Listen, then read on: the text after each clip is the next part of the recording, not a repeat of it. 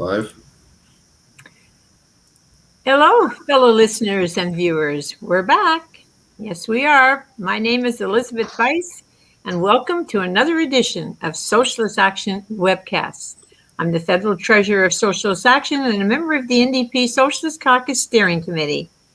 We acknowledge that this event is taking place on Indigenous lands across the Turtle Island known as North America. That includes the unceded territories of the Mississauga of the New Credit, the Wendat and Haudenosaunee people, in a place called Toronto.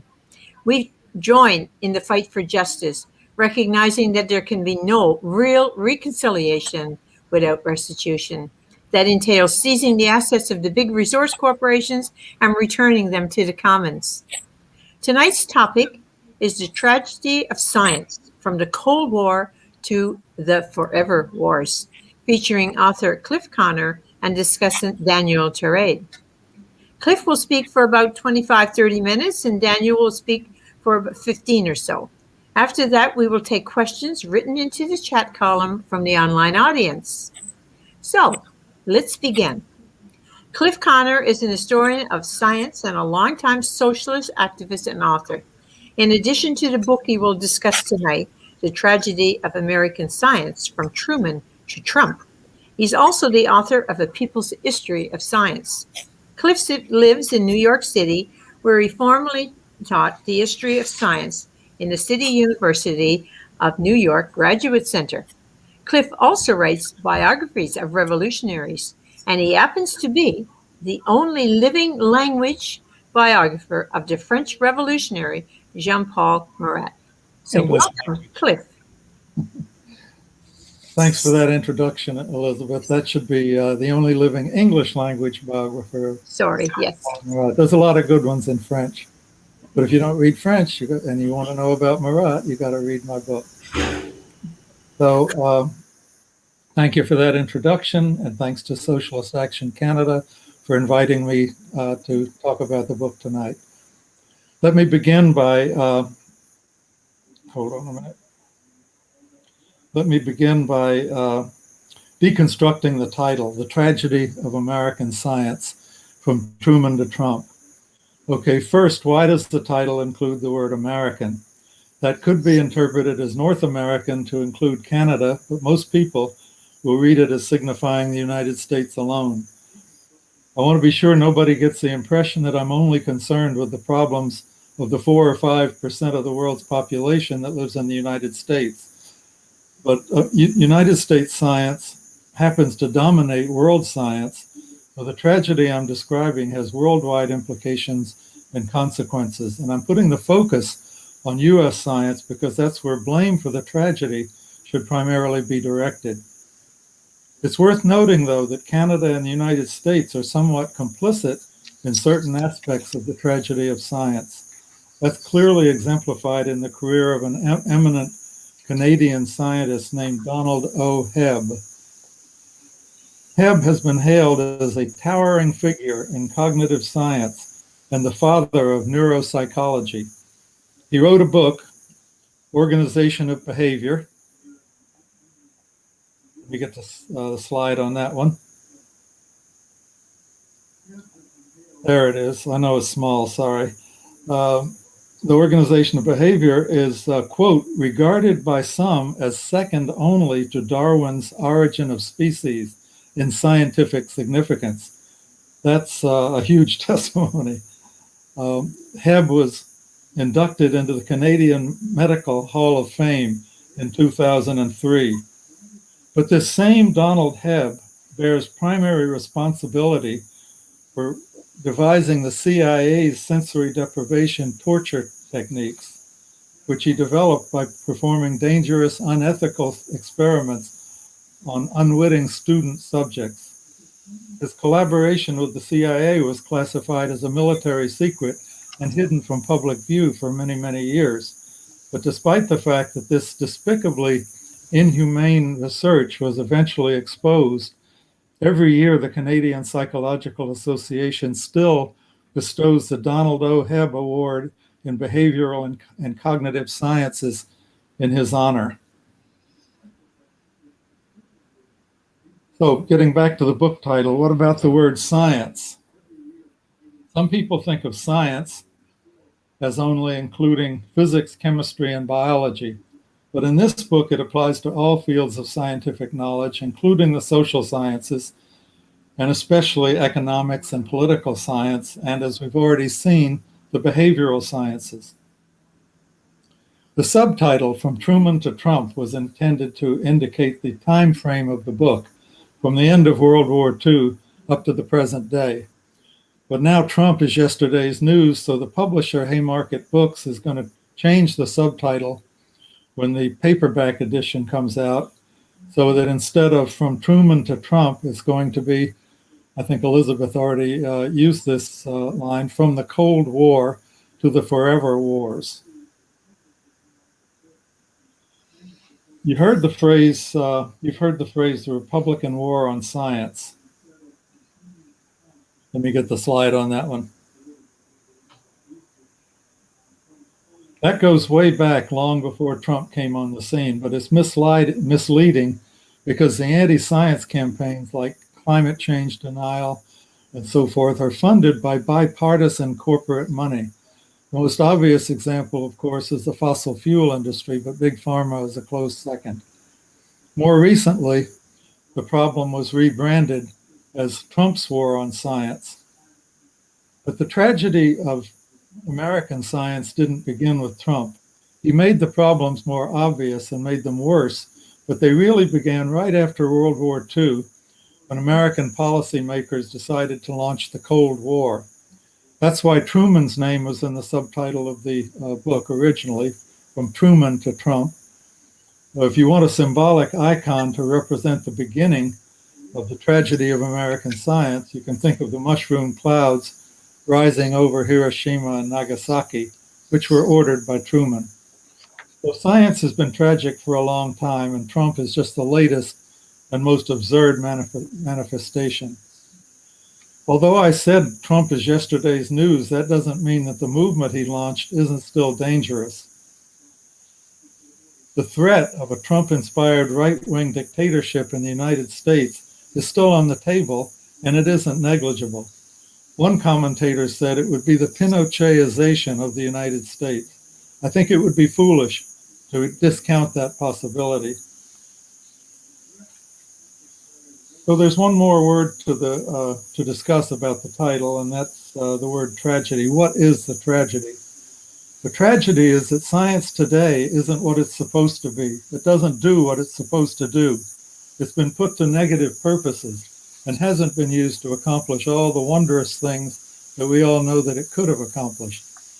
Let's make a quick inventory of what American science has brought us. First, we have a gigantic arsenal of thermonuclear weapons on hair trigger alert, threatening to blow up the world.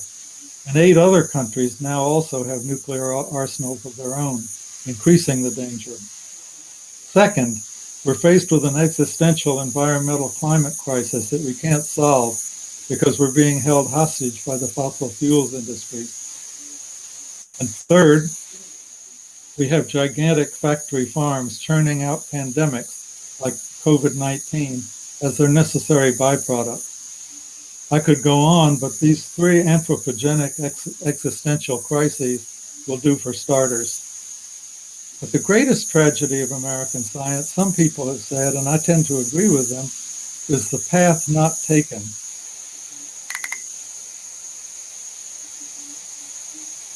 What might have been accomplished with the many trillions of dollars and the enormous amount of scientific talent wasted on military R&D had instead been devoted to finding solutions to the crucial problems facing the human race today: poverty, hunger, disease, and environmental devastation. If that's not a tragedy, I don't know the meaning of the word. Meanwhile, the public discourse has been degraded and dragged into anti-science and irrationalism with such things as climate change denial, anti-Darwinism, and many, many more absurdities. And not only American, that photo on the screen there is from Australia.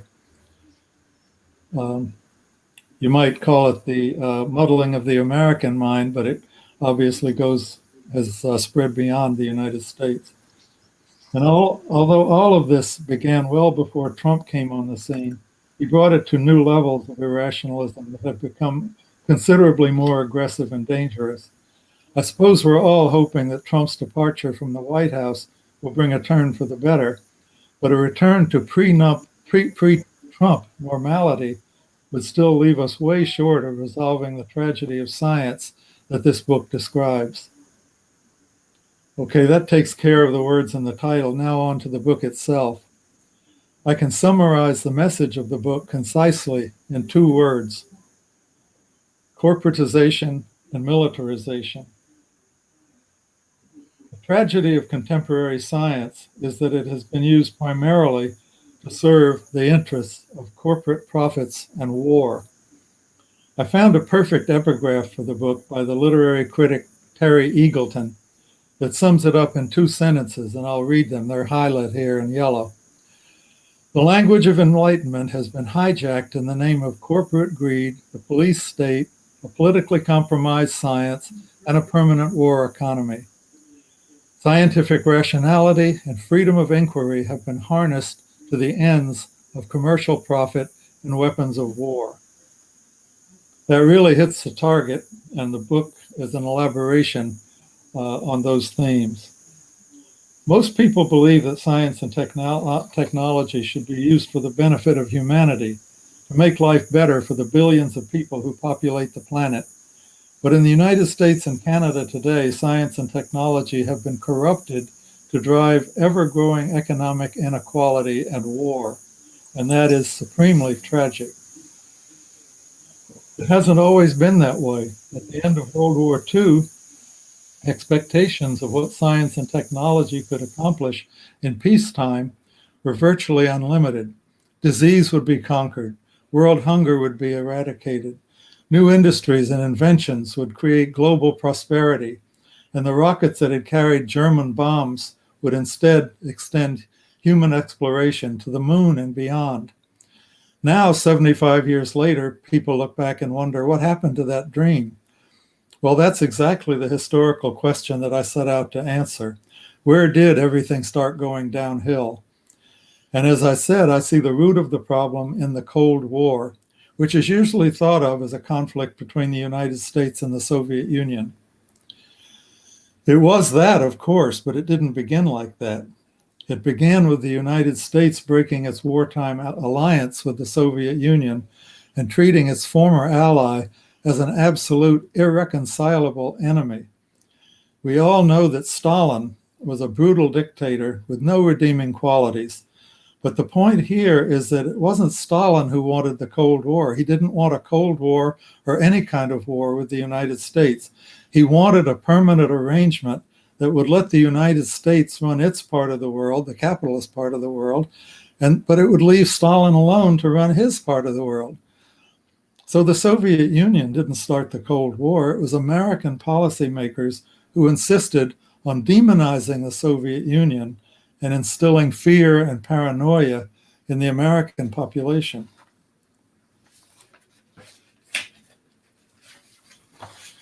That's Joseph McCarthy and Roy Cohn, in case you don't recognize the faces. And that was the origin of many of our current problems, including the tragedy of contemporary science.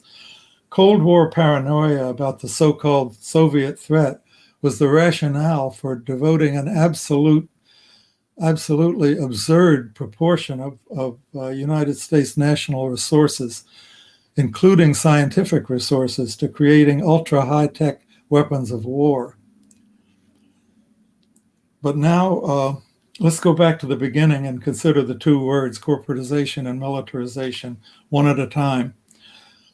First, what's the fundamental problem with the corporatization of science? Corporatization has corrupted science and made it untrustworthy. Another way to say corporatization is privatization. The ideal of science has always been expressed in the phrase, science in the public interest. But what we really have today is science in the private interest. And I consider that to be an oxymoron, a pure contradiction in terms. As far as I'm concerned, any research done in the private interest doesn't deserve to be called science at all. And that includes all the research done directly by corporations or funded by corporations, which is to say, the vast majority of research done in the world today. For a specifically Canadian expression of this problem, I direct you to an item that appeared in the Carleton University News earlier this week. It's about an investigation into corporate falsification of science in the pharmaceutical and agrochemical industries. Anyway, about half of the book discusses the corruption of science due to its domination by corporate interests. The classic idea of science is that it's supposed to be unbiased investigation and not a way of proving something you want to prove. For example, proving that your product is better than competing products. If most of the research in the United States and Canada is devoted to increasing corporate profits, which it is, that's what I mean when I say that North American science has been corrupted to drive economic inequality. One of the worst examples was the many decades of so-called tobacco science that aimed to prove that cigarettes don't cause cancer, smoking doesn't kill people, and nicotine is not addictive. And more recently, there was a scandal of pain management science that was corrupted to favor the marketing of addicted opioids that have killed hundreds of thousands of people. And of course, there's the whole absurdity of the scientific pretensions of climate change denial. So now let's consider the other tragic aspect of American science, its militarization. Militarization has directed science away from its promise as the engine of human progress, and instead uses it to create the technology of massive death and endless war. You might say that instead of improving the means of production, it creates the means of destruction. I have to say that in my opinion, this is the most tragic aspect of contemporary science. Most people, I think, expect, or at least hope, that our scientific institutions will devote their efforts and their resources to producing knowledge that will benefit the human race. But unfortunately, the trillions of dollars the American government spends in the name of science are primarily devoted to perfecting military technologies of death, finding new and better ways to kill people in large numbers, from thermonuclear bombs to robot drones, to cluster munitions, anti-personnel weaponry of seemingly infinite variety. At a congressional budget hearing a couple of years ago, former U.S. Secretary of War James Mad Dog Mattis, that's his nickname, by the way, I didn't make that up, Mad Dog Mattis, gave an unusually frank answer when he was asked why the military needed all that money. He said, "I need to make the military more lethal." It may sound exaggerated when I say trillions of dollars are devoted to military research, but that's based on official government accounting that actually understates the real size of the expenditures. And I also cite evidence in the book to back up the claim that more than half of the U.S. science budget also goes to the military. Almost everybody's aware of the absurdity of the size of the military budget, and yet in the realm of the public discourse, very little discussion is devoted to seriously dealing with this problem.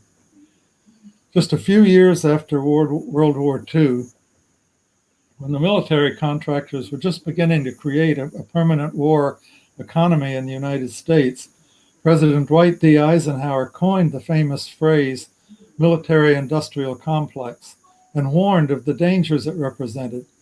And everybody still uses that phrase, but this discussion really never went any further. And the military-industrial complex continued its unrestrained, out-of-control growth. I'm sure you're all familiar with the metaphor of the elephant in the room. That enormous thing that's always there looming over us, and everybody's aware of it, but nobody says much about it. Well, that's pretty much how the military budget is treated in the so-called national conversation in the United States. People complain about it from time to time, but there's no discussion that really seems to grasp the enormity of it. Try to imagine a literal elephant in the room. You go to a friend's apartment and there's a 10,000-pound African elephant there in the living room, taking up most of the space. You ask your friend, why? Why is this elephant here? What's its purpose? Is it contributing something you need? But your friend says, no, I don't know why it's here. I can't get it to leave. But I'm used to it now because it's been here as long as I can remember. And so then you say, well, do you have to feed it? And your friend says, yes, and it's really expensive. It takes 2/3 of my paycheck to feed the damn thing. And you'd say, well, that's just ridiculous. It's absurd. It just blows my mind to think anybody would put up with that and not try to find a way to get that elephant out of here. And you'd be right. So that's a perfect metaphor for what the military budget represents in the United States. And I'm speaking as a U.S. citizen now. We're allowing the people who run our country to devote a gigantic, immense, absurd proportion of our national resources to war and weapons. And as I said, this figure doesn't figure very much in the public discourse. The United States Congress, which is controlled by Democrats, recently proposed a military budget for next year for more than $700 billion. That means, if you think about it, with regard to this issue, which certainly is an issue that deeply impacts the lives of billions of people all over the world, it doesn't really matter whether Democrats or Republicans are in control of the U.S. government, because on this issue, both parties are going to vote to give ever more hundreds of billions of dollars to the military. And that $700 billion or so isn't the whole story. Those figures don't include all military spending. The cost of past wars, I hope you can see this chart a little bit here.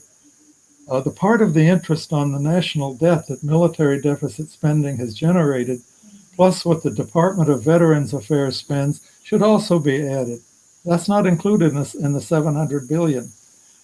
Also included should be the budgets of the Homeland Security Department, NASA, and a few other militarized agencies, and the State Department budget too. If you add all that in, as the top line in this chart shows, the military share of the budget rises from half to 2/3 of the total budget. And the absolute amount they're planning to spend on war this year almost doubles from around 700 billion to about $1.25 trillion. If you break that down, that's about $3.5 billion a day the United States is spending on its forever wars.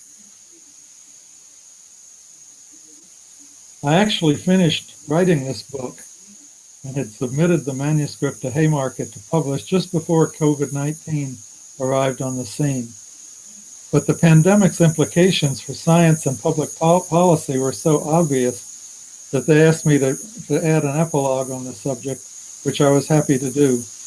The COVID-19 pandemic represents a new stage on the tragedy of American science. The tragedy has been elevated onto an even higher plane.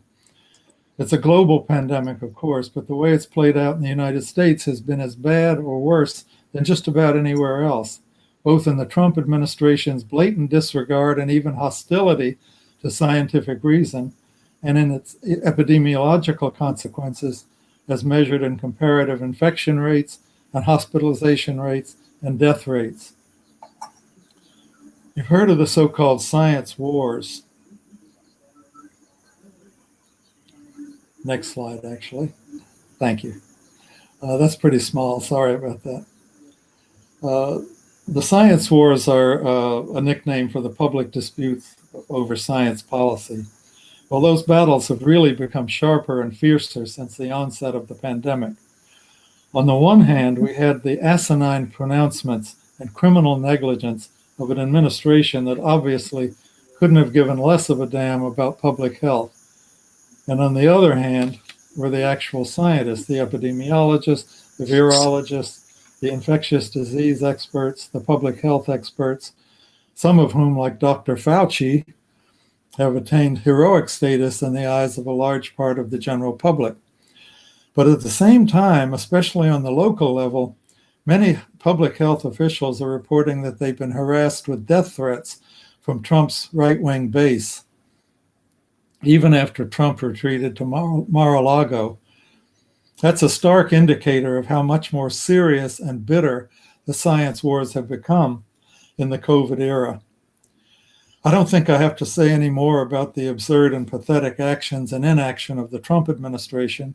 By now, everybody should be aware of how they dismantled all the early warning systems that could have alerted us well in advance of the threat, and also how they weakened the federal regulatory agencies charged with oversight of scientific affairs, the CDC, the EPA, the FDA, and so forth, first by slashing their budgets and then by manipulating them for partisan political advantage.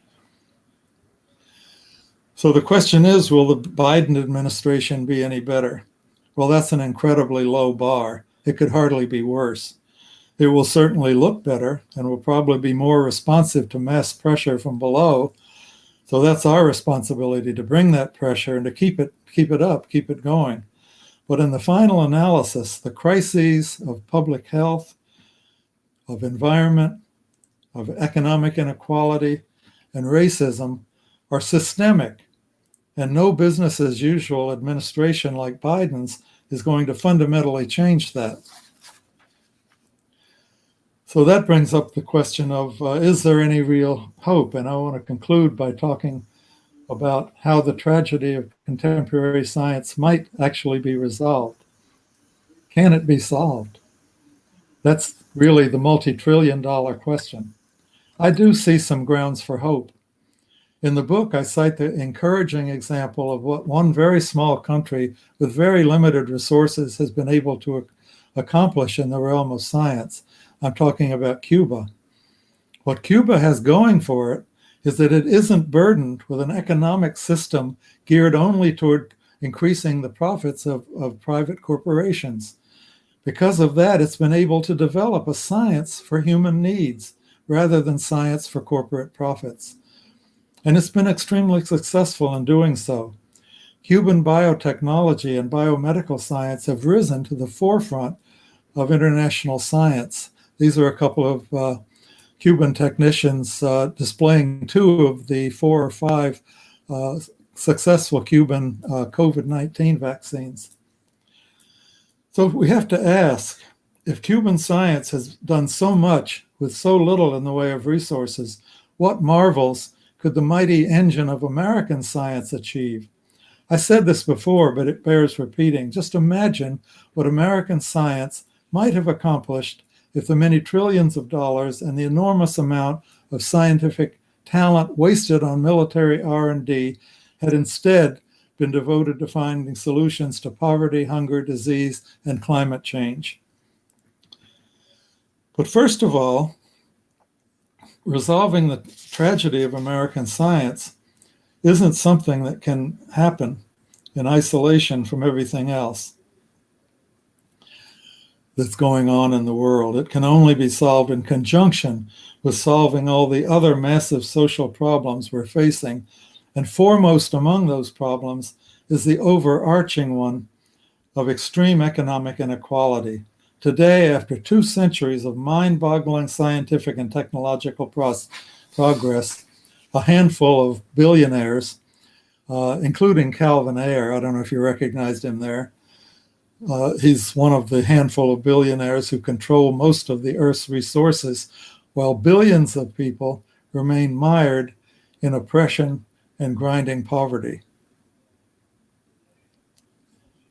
Next slide, please. Solve that problem, and resolving the tragedy of science will be a piece of cake. So yes, when it comes to the way science is practiced, a better world is definitely possible.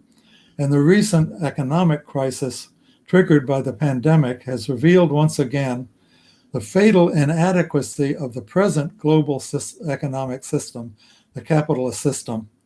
That tiny little graphic there just shows the line of the economy going into the ground because of COVID. The rapid shutdown of large segments of the economy that we all recently witnessed demonstrates, as I said, the instability and unreliability of the capitalist system. And what was the response? What did we see in the United States when the economy began to collapse? It wasn't private enterprise that came up with trillions of dollars to ease the crisis.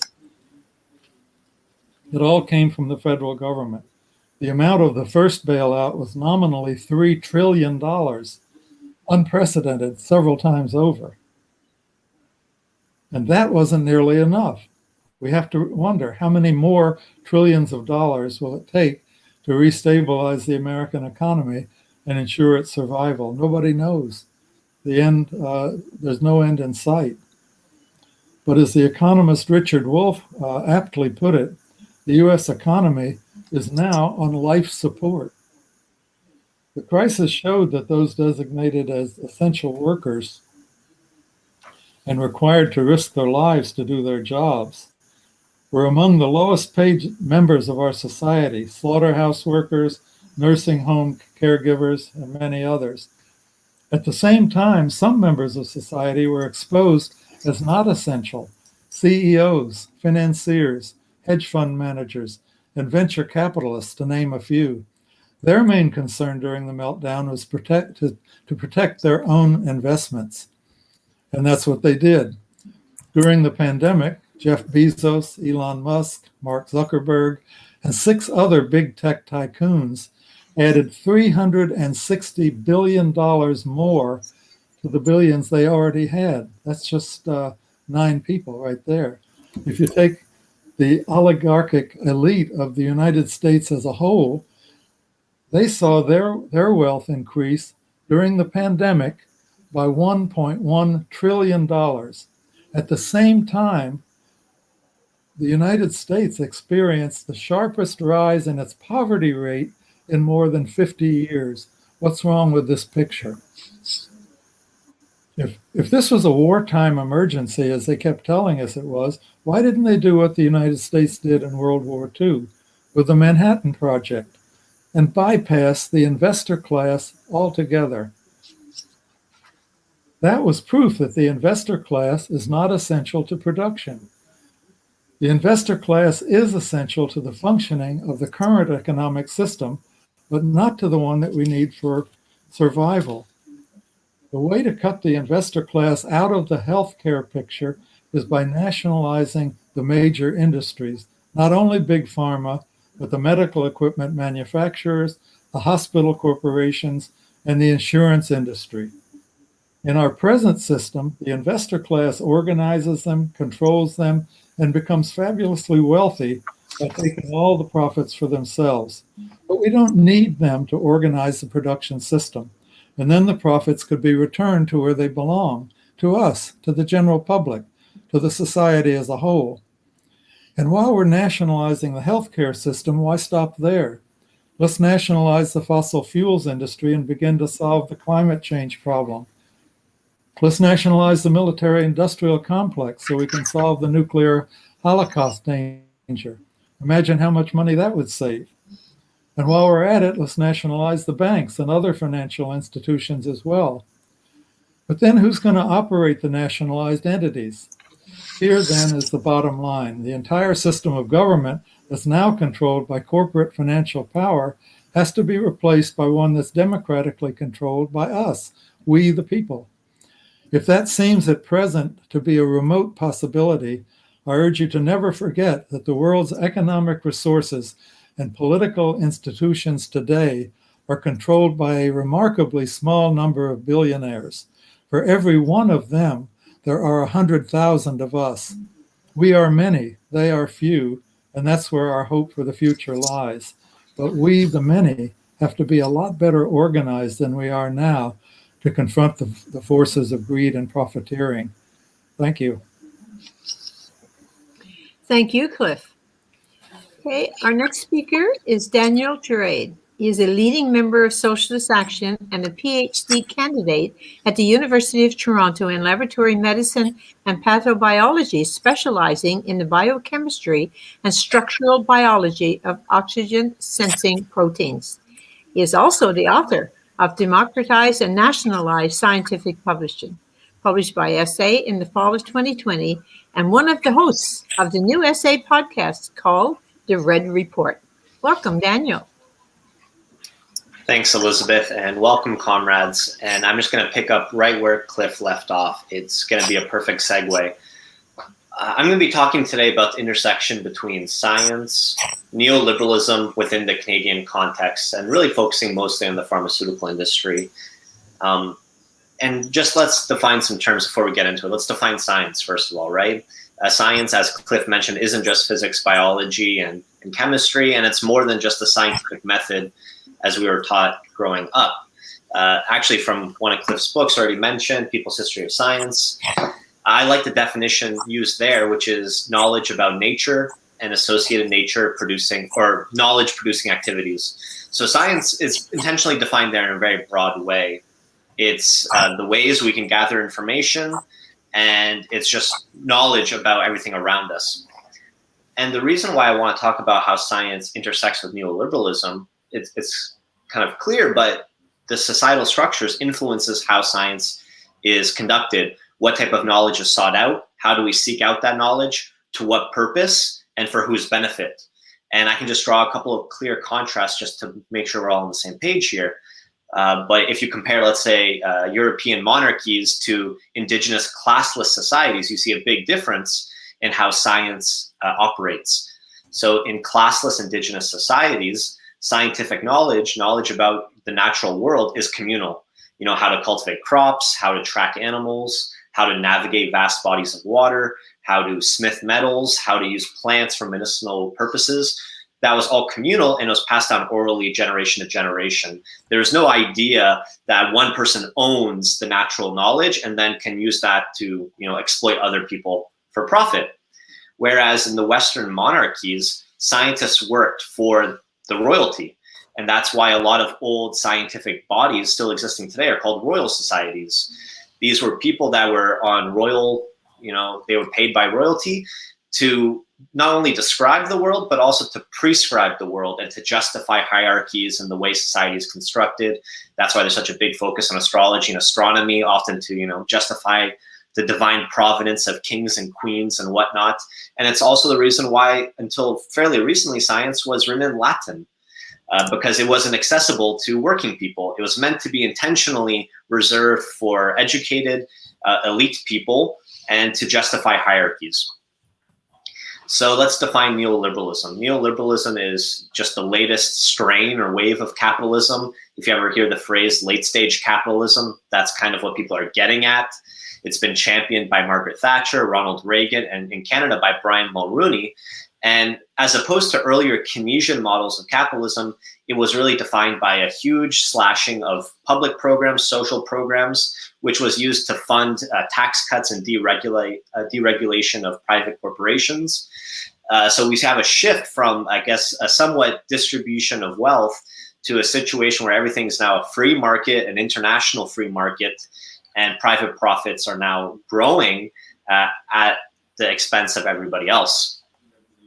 So under a Keynesian style of capitalism, a gentler capitalism, if you will, you still had corporations, you still had private control of the means of production, but progressive tax rates were very high, up to 90% for highest earners, which meant there was a lot of money to put back into the healthcare system, education, and science as well.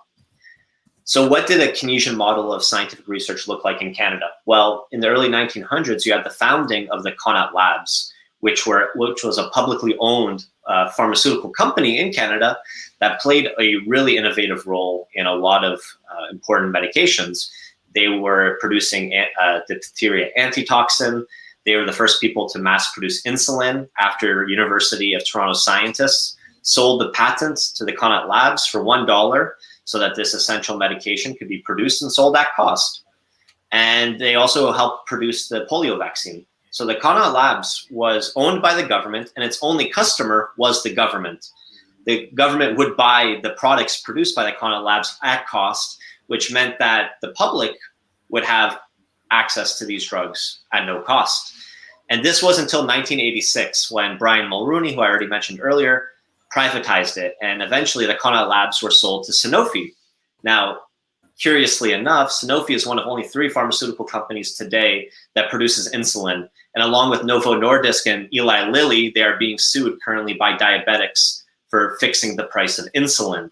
So that also helps explain the difference in how science was operated under a more publicly oriented model, and now what we have today, a very private oriented model, where the price of insulin is rising 200% in a couple of decades despite no change to the chemical formula. Now, what does neoliberal science look like today? Well, to borrow from Cliff, it is tragic, it is bleak. If you look at the pharmaceutical industries in Canada, there's not a single publicly owned and operated pharmaceutical company. Every single pharmaceutical company in Canada is privately owned. And I have some statistics here that are specific to Canada that really make it clear that their imagining of innovation is very different than what normal public, working people would describe as innovation. So pharmaceutical companies in Canada spend roughly an equal amount on marketing their drugs as they do on research and development. Among pharmaceutical companies in Canada, the percentage of sales reinvested into research has dwindled from 12% in 1995 to only 4% in 2018. And of the 61 drugs patented in Canada in 2018, only 1 qualified as a breakthrough, while 56 were deemed to be of little to no improvement. And those numbers come from the Patented Medicine Prices Review Board. It's a Canadian government agency that kind of publishes a report every year on this.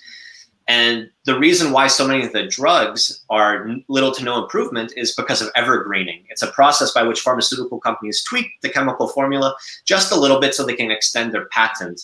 And this is not done to benefit patients, but mainly to maintain control over the market and make more money. There's other strategies with the same purpose.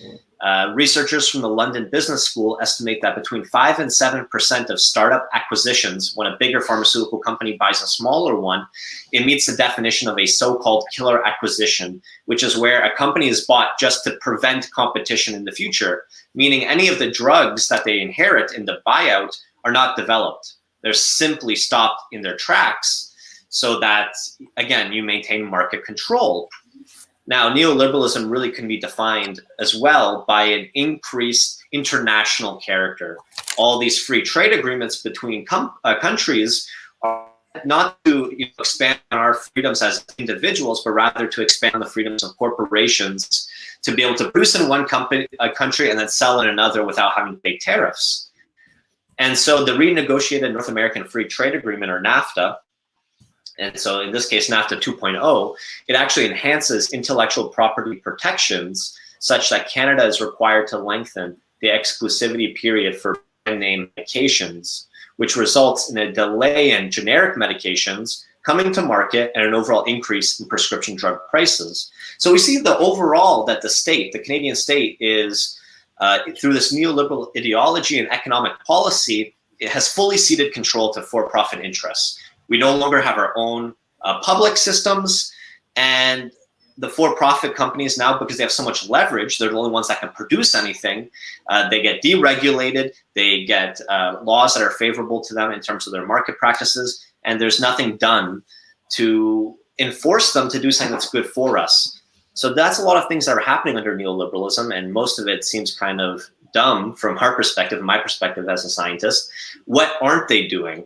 Well, there are a lot of things that aren't necessarily profitable, but we would describe as being essential. For example, despite the growing threat of mass antimicrobial resistance, only 4 of the top 50 pharmaceutical companies by sales operate an active antimicrobial drug discovery pipeline. And why is this? It's just not profitable. Even though there's an incredible human need for antibiotics, there's not a market need, or at least there's not a market that is enticing enough to these companies. They would rather investigate a new erectile dysfunction drug rather than a new antibiotic.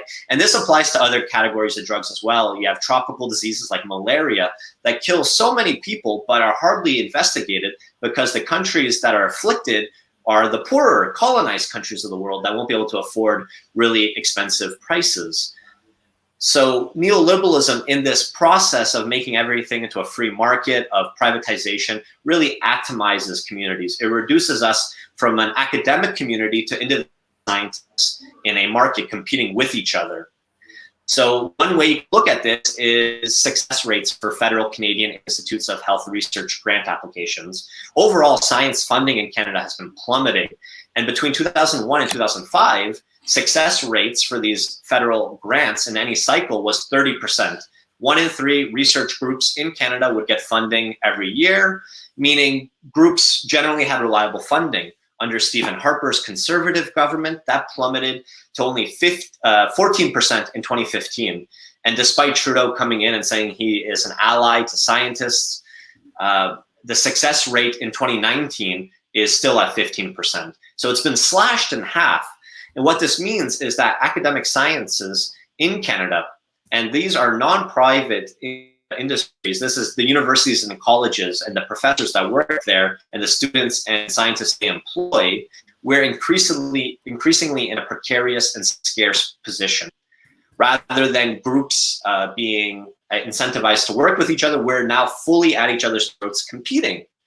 And all the hierarchies within academia are now being super exploitive, going downwards. You have professors now competing to get tenure, meaning that they're working their trainees even harder. And those trainees tend to be racialized, tend to be women, because as you go up the hierarchy in academia, you find way more white men and way fewer of any other group around. So we have an intersection as well within science. So if you really want to summarize what science looks like in neoliberalism in an academic setting, as opposed to a pharmaceutical setting, it's publish or perish. We are expected to publish all of our work, and that's how we compete with each other. If you don't publish enough peer-reviewed research articles, you don't get a job, you don't get tenure. And as a result, there's a lot of competition, there's a lot of fraud, there's a lot of plagiarism, there's a lot of retraction of scientific articles, and all of this leads to more skepticism as well, which is something Cliff touched on. But there are other ways that this leads to exploitation. So we're all meant to compete with each other and not collaborate. That's really what the system is incentivizing. And as a result, we're publishing all our work online through these for-profit scientific publishing companies, which itself is a billion-dollar cottage industry that also exploits scientists. And that's what Elizabeth alluded to. I've written a booklet on the subject. So if you're interested in that, you can look at it on the Socialist Action website. But we publish all our work. We pay private companies for the privilege of publishing our work. They're more often than not behind paywalls, meaning the public can't read it, but pharmaceutical companies can. They have enough money to be able to subscribe to these scientific journals, which means all publicly funded research, which cannot be developed by the public, because in Canada, we don't have a public pharmaceutical company. All of the basic knowledge that we do and is publicly subsidized ends up in the hands of for-profit pharmaceutical companies that uses this information to build up their drug armatorium that they use for profit. And this is what's happened with the mRNA technology that's used in the Pfizer and Moderna vaccines. I'm wrapping up shortly here, but the technology was actually developed by a team at the University of Pennsylvania, Dr. Catalin Carrico and her team. And when she was working on this over 20 years ago, it wasn't a very hot field, meaning it was hard to publish. And as a result, she was actually demoted at the university. And with a lack of support, she eventually published the work, but she left for a vice president position at BioNTech, where they co-developed the vaccine with Pfizer. So publicly funded research led to this technology. Due to the competitive nature between scientists, it wasn't really developed in the public sector at all. But eventually, for-profit industry saw that there's a potential ability to exploit this technology for profit. And now we have the situation we're in now with COVID, where we've paid for these vaccines twice over.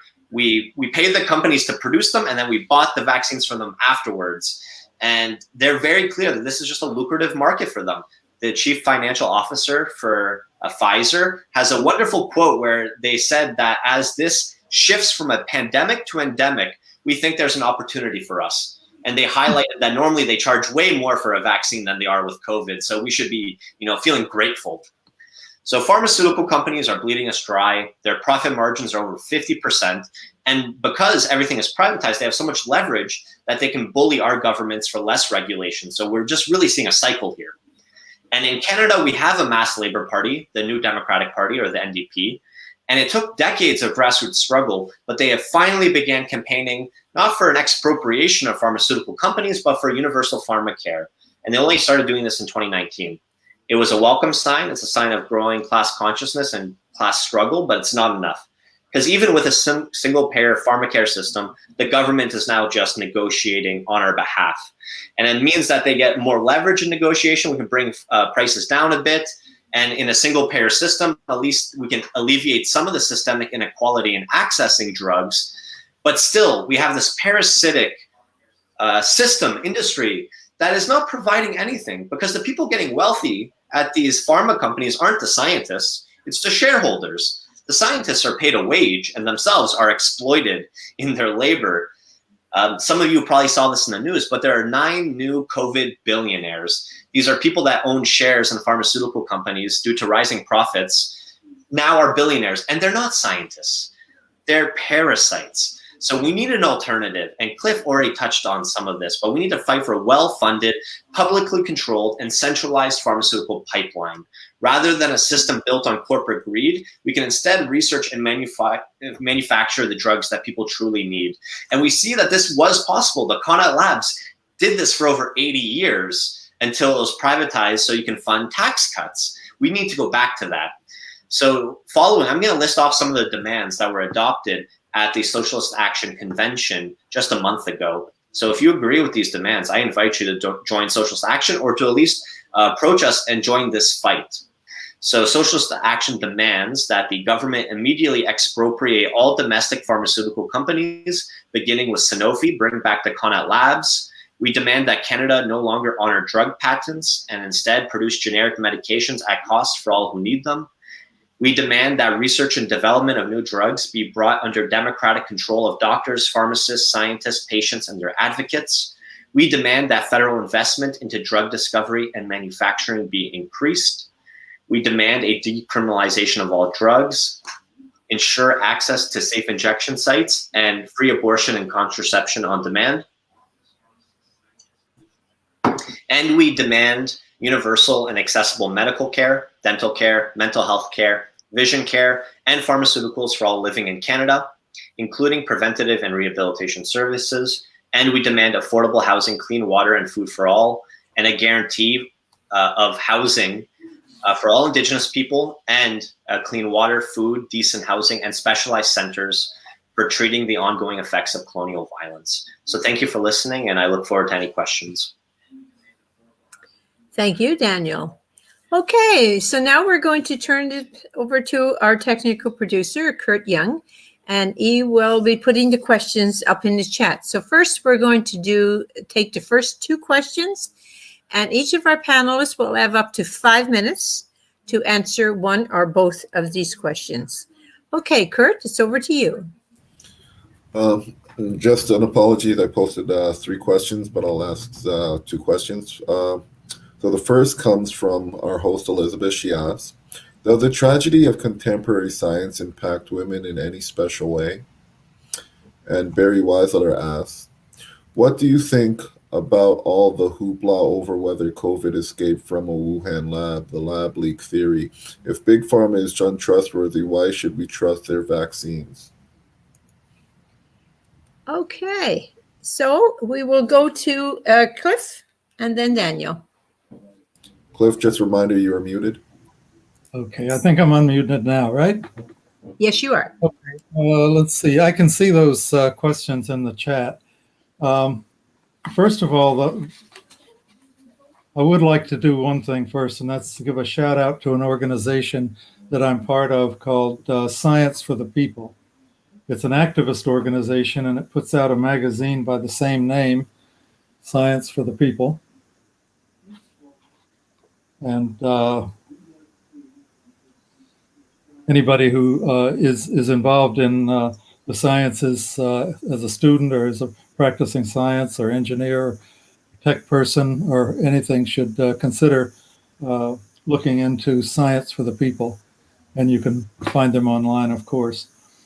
Okay, as for the questions, somebody asked,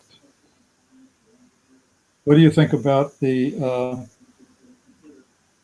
all the hoopla over whether COVID escaped from a Wuhan lab, the lab leak theory. If Big Pharma is untrustworthy, why should we trust their vaccines? Well, that's a very good question. And one reason that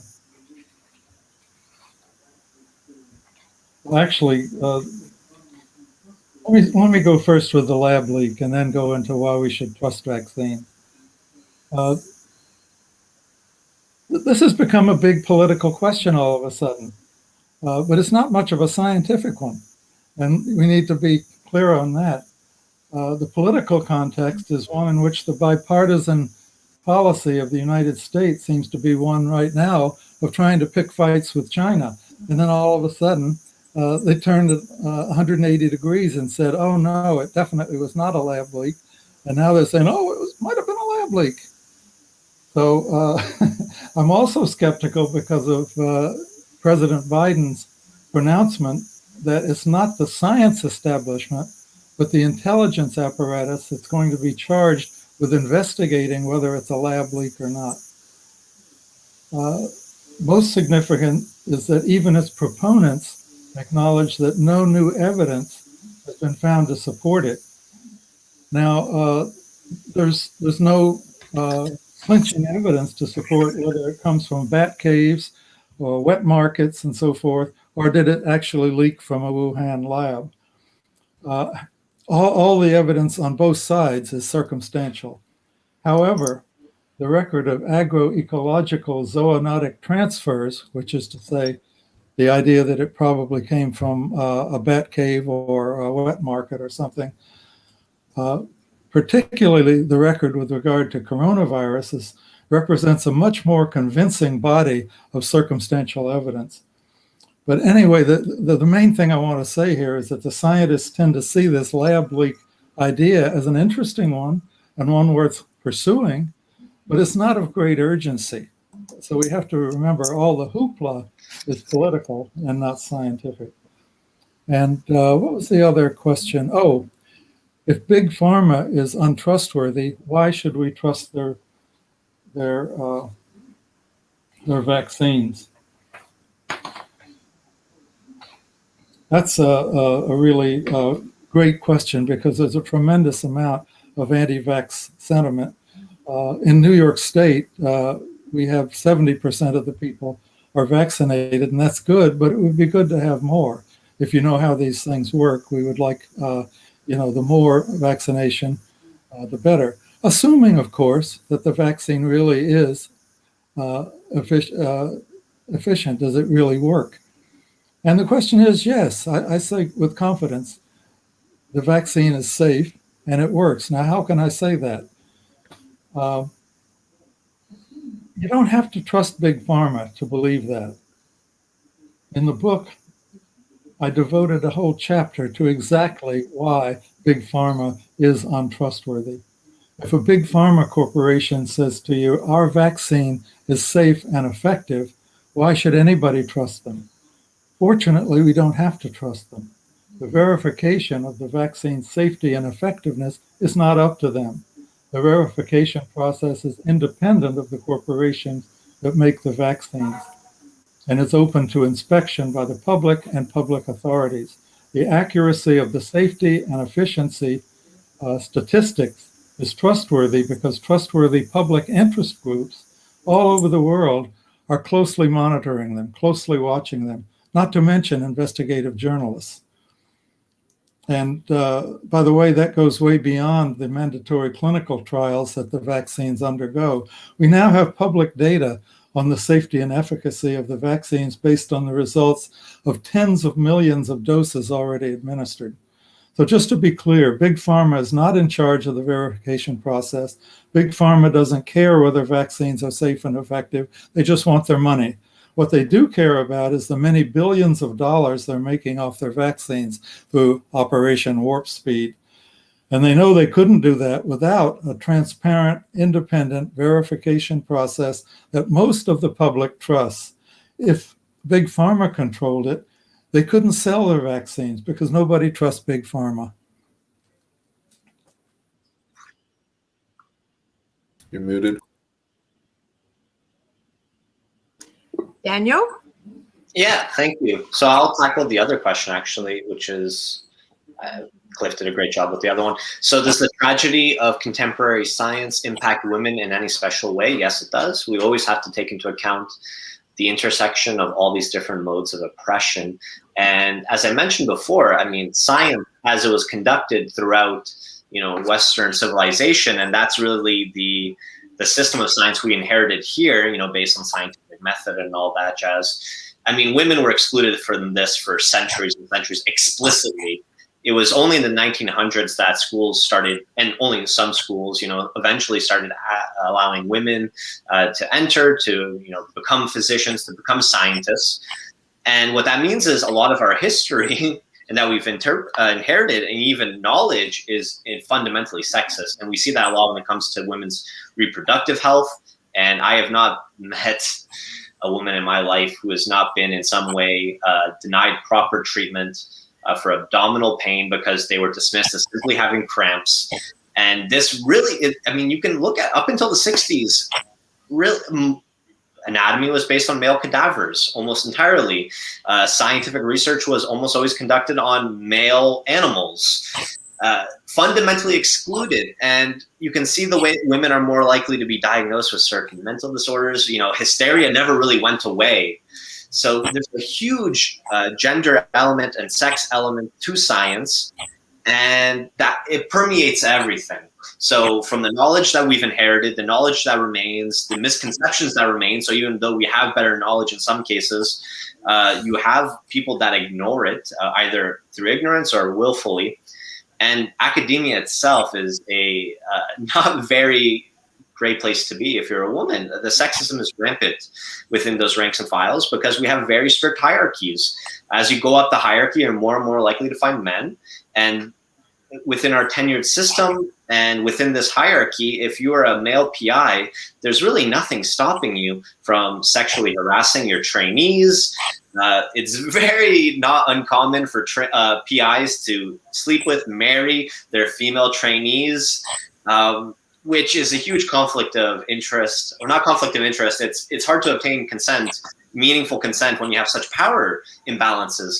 So, there's so many stories I've encountered in my own life of people being sexually harassed along those lines. And you can look at the things that are being neglected again. So the things that we're not investigating is going to also uniquely impact women because women are more likely to make less money, more likely to be in precarious situations. So all of this trickles down. When you have women more likely to face violence, to face different forms of oppression, these are things that could have been potentially dealt with in a democratized scientific system. But we don't have that. So instead we have rigid hierarchies, we have tons of misogyny, and a very established patriarchal system that historically and continues to impact and oppress women. Could I add something to that? Yes, 1 minute, Cliff. Okay, I considered this with regard to the book that I just wrote, and it starts with World War II and the general exclusion of women from not women from science, but women from scientific policy-making positions has been a systemic problem. And so when I've examined the institutional roots of the tragedy and institutions like the RAND Corporation and DARPA, the Defense Advanced Research Projects Agency, and JASON, I haven't come upon any women at all. But that's not to say that women haven't had a role to play in this history, and in this book in particular. I dedicate the book to investigative journalists and public interest advocates, among others, who provided a lot of the research material for the book, and a lot of them are women. I'll just name a few. The investigative journalists Annie Jacobson and Jane Meyer, as well as authors like Naomi Oreskes, Marcia Angel, Marion Nestle, and Naomi Klein. Thank you, Cliff. Okay, so we're going to go back to Kurt, and we'll take 2 more questions. Kurt? Okay. So the first question comes from myself, and the question is, in the Occidental countries, a lie has been promoted that war is the greatest driver of scientific improvement. Could you please elaborate on the origin and fallacy of such a statement? And Tom Baker asks, how is scientific research funded in Cuba and China? Does the state have any more control on who benefits from scientific research? Okay, so we're going to go back to Daniel this time, and then Cliff, you have 5 minutes each. Okay, well, I'll tackle that first question, but you're right. And I guess in some ways you may argue it's not such a fallacy in that, as Cliff already outlined, it kind of is true. Most of the scientific funding is going to the war effort, and the government doesn't see a scientific investment as worthwhile unless you can use it to bomb people or to kill people or to display strength. And I mean, if you think about the Cold War and those types of things, similar, like that's been the impetus there. But I guess then the fallacy is going to be that it doesn't have to be that way. There's nothing objective about science and war being linked. We could be treating the pandemic like we treat wars, and we could have been deploying our mass resources to be fighting pandemics. I mean, in reality, if science was democratized, we could have avoided it probably altogether by being diligent in surveillance and investigating the way that we grow our food and deforest and all these different things that lead to pandemics. Probably also could have been prevented. But it doesn't have to be like that. We could do everything we want to do within science today without needing it to have some sort of application in war. With the pandemic, when it hit in Canada, with how decentralized and unorganized and atomized scientific communities are, most scientists spent the first couple of months of lockdown just sitting at home. They closed all the labs that were considered non-essential, meaning didn't conduct COVID research. But scientists like myself who were sent home had the capabilities to be able to work on COVID-related testing and research. But there was no centralized system in play for that. And that is some of the difference between what you see in Cuba and China. Cuba, meanwhile, was sending their doctors around the world during the first wave to aid in what was going on. Canada wasn't doing that. Canada has no system in place for that. And in reality, most of the scientists in Canada are going to be, in for-profit companies, and they're not going to be doing anything about that. So I'll leave that for Cliff now to jump in on both questions as well. Yeah, I'll just say a word or two about that. I think that I can empathize with the idea of saying it's a lie that that war has driven science, in that it's driven it, but it's misdirected it. It hasn't driven it in the direction it should be going. And as Daniel eloquently said, it doesn't have to be that way. That's what we have to change the whole society to redirect science in a better way. But I'll give you some examples of how, there's a phrase called dual use technology. And that means things that are useful both for the military and for civilians. And you find, if you look into it, what I found in my research was that almost all of it was actually driven by this humongous funding for war research. If you don't know about the American agency, part of the Pentagon called DARPA, D-A-R-P-A, they are the ones that have created a tremendous amount of what we look at today and think of, oh, that's high tech, that's technology.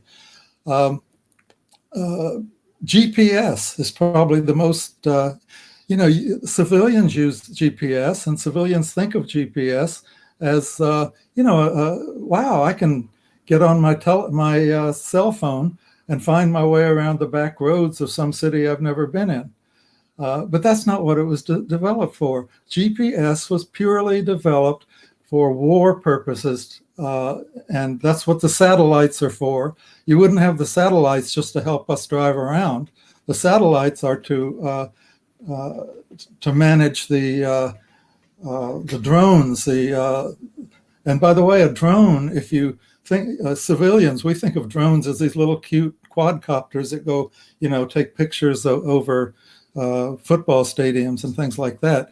No, a drone is a jet airplane with a 66-foot wingspan that doesn't have a pilot, and it's automated. And this is what GPS was designed to do. It wasn't designed to help us civilians. Another one is, you have your iPhone and you talk to Siri, or maybe you talk to Alexis and you ask questions. And it's really neat that you can converse with a robot. That wasn't done for us just to have fun with. That was done for the military. The military developed that. And it wasn't Steve Jobs. He got it from the military and put it into the iPhone, which is why we know it. The microwave oven was developed by the military. I guess that's, and most of all, artificial intelligence. We have it around us all. Everybody has good and bad things that they know about artificial intelligence, but it was purely a DARPA project. So that's what's called dual use technology, but in our society, it is the military that's in charge of science, and we have to take that back. Okay, thank you, Cliff. Okay, so we're going to go back to Kurt for 2 more questions. And you have each up to 6 minutes each to answer. Okay. First question comes from William. He asks, you showed a slide that portrayed Dr. Fauci as a great hero. With the controversy surrounding the released emails, do you think it is good to portray him in such a manner? And our last question comes from our host, Elizabeth. Should scientists, engineers, and tech workers who work for the military-industrial complex quit their jobs and seek other jobs? Okay, go ahead, Cliff. Okay, I could say something about both of those, but the thing about Dr. Fauci is it really a good idea to portray him as a great hero, and my answer is not really. That has to do with the other side of the science wars. The other side of the coin, so to speak. Instead of ignoring or abusing science, which is mainly what I concentrated in my book, the opposite error is to put it on a pedestal. Now, the famous Dr. Fauci provided a positive public service in countering the extreme disinformation of the Trump administration. But the way Dr. Fauci is presented in the media is as some kind of a high priest who hands immaculate science down to the masses from on high. That's expressed in the popular slogan, follow the science. And I remember somebody else who once parodied that sort of glorification of science in the abstract by saying, when science speaks, let no dog bark. That kind of mystification or idealization of science has often been used in damaging ways. For example, the high priesthood of American science has told us that GMOs, genetically modified organisms, are safe and definitely good for us. And they say, trust us, we know, because we're scientists. So there's a big need to demystify that kind of appeal to science. But as I said, that's an aspect of the cultural science wars that I didn't address much in the book. The organization I mentioned previously, called Science for the People, fights those fights very well. Now, I could say something about whether tech workers should quit their jobs, but maybe I'll leave that for Daniel. Well, you can both speak on it. You have 6 minutes. Yeah, you can tell your story there, and then I'm going to jump back in on the first question. Okay, go ahead, Cliff. You can answer that second question too if you wish. We have lots of time. When young people ask me, well, I don't want to work for the military and industrial complex. Should I quit my job, or should I not take a job with them? And my answer is, not necessarily, because I actually went that route. My first job out of engineering school, Georgia Tech, was at Lockheed Aircraft, which is one of the biggest of the military-industrial complex members. And it was at the time of the Vietnam War, and Lockheed was making C-130s and C-141s and eventually C-5s for the Vietnam War, and I didn't want any part of that, so I quit. And it cost me. It took me a year to find another job. When I did find another job, I got paid 1/3 what I was making at Lockheed, but I never regretted it because I just didn't want to do that. So when a young person asked me, should I follow your example, I think not necessarily. you won't find another job. There's hardly any jobs, except as Daniel and I were talking about this, you might get a teaching job, but even the universities, you get a teaching job and you'll get a grant. And where's that grant going to come from? It's going to come from big pharma or the military industrial complex. So the thing to do is to reset, have a different mindset. If you personally refuse to work with them, that's not going to hurt them at all. What will hurt them is if you can organize other people and create a movement of people to understand why they, what they're doing is not good for society. And if you can create that movement, then you've done something worthwhile. Thank you, Cliff. Go ahead, Daniel. Yeah, so I'm going to echo what Cliff was saying about Dr. Fauci, because we shouldn't be putting any one person, one scientist on a pedestal like that. And that alludes to the hierarchy I was getting to earlier.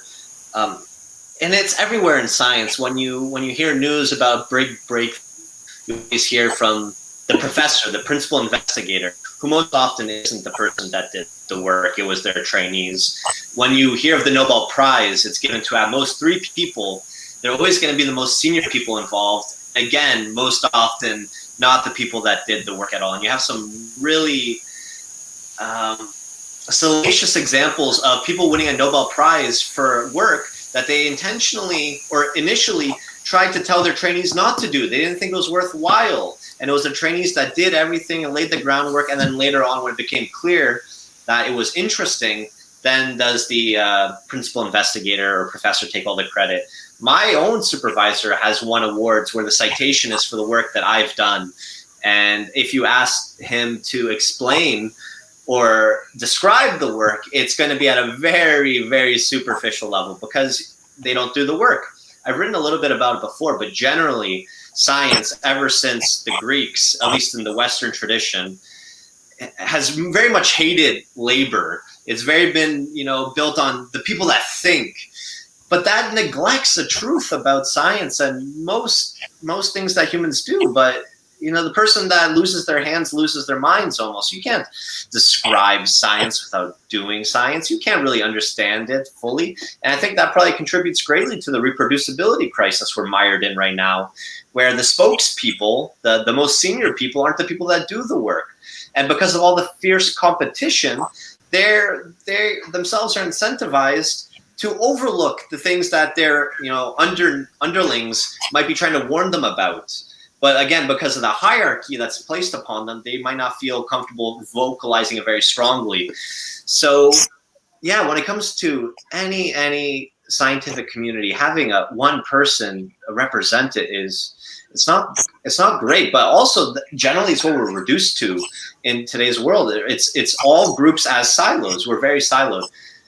I long for a day of true international collaboration, where if we go to conferences, you're actually presenting all the data you have and describing and coming up with a research program for all the scientists in the field around the world, rather than going to a conference, hiding all your new data that isn't published, and trying to scope out other people and maybe take their data. Right now, it's a very politicized, very competitive arena, and it's to all of our detriment. And it doesn't have to be like that. It's the austerity in the system. Increase funding and bring it all under public control. The National Academy of Sciences in every country should be an incredibly transparent, collaborative, innovative force, rather than what it is now. It's just a way for people to pat themselves on their back and get rewarded handsomely for their work. It's really only the senior people in science that get paid a decent wage. Nobody at my level or even higher or lower is getting paid anywhere near a living wage. So you're right. Yeah, Fauci has become almost a bit of a meme then, where it's something for people to pretend like science is some objective alternative to religion or to Trump or whatever. But it's not what we need.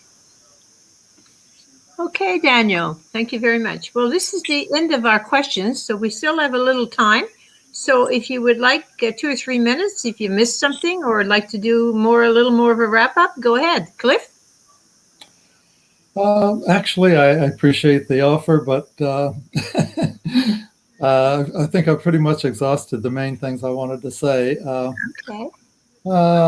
Yeah, let me leave it at that. And I really appreciate the opportunity, and thank you for having me. Okay, what about you, Daniel?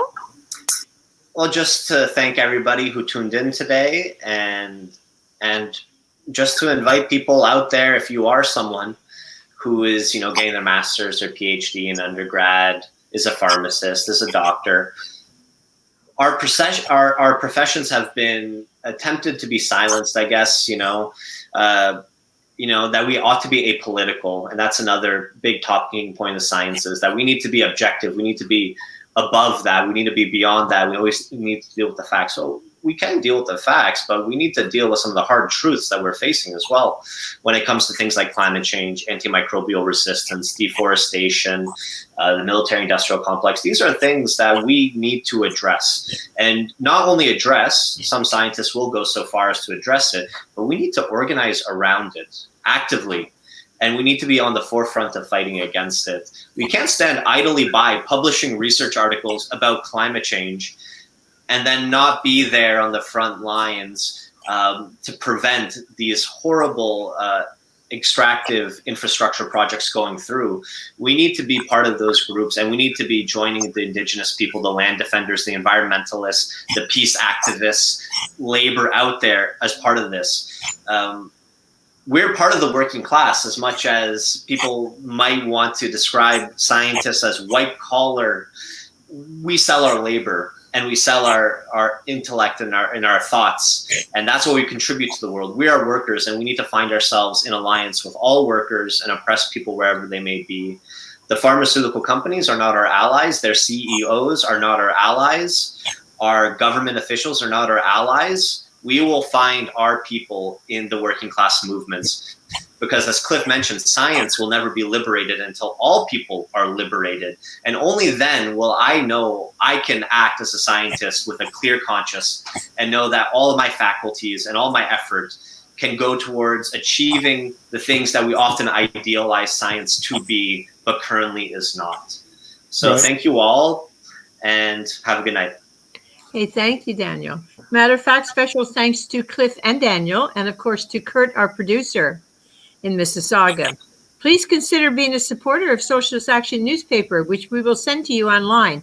To fill out the form, just visit our website at www.socialistaction.ca.